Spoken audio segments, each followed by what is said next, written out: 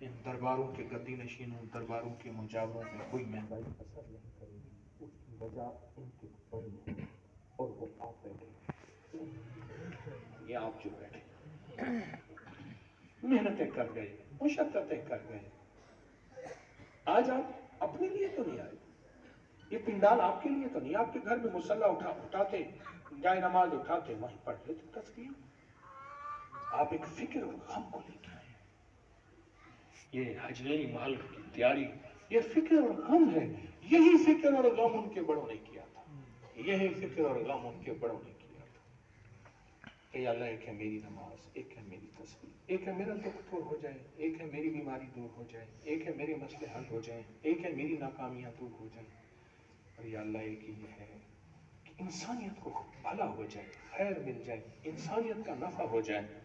یہ ان کے بڑوں نے یہی سوچا تھا، یہی کیا تھا۔ اللہ پاک فرمانے لگے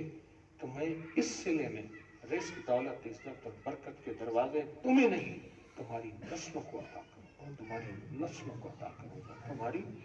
نسلوں کو عطا کروں گا۔ آپ وہ منوا کے جا رہے ہیں، وہی منوانے آئے ہیں، قسمت والے ہیں جو یہاں فیصلہ کر کے آئے ہیں کہ جب تک چلہ ختم نہیں ہوگا، نظام سمیٹا نہیں جائے گا، میں اپنے آپ کو یہاں وقف کروں گا اور دن رات خدمت کروں گا۔ میں نے رات پہلے دن ایک بات کہی تھی، آج پھر کہہ رہا ہوں، جسم کام نہیں کرتا، جذبے کام کرتا۔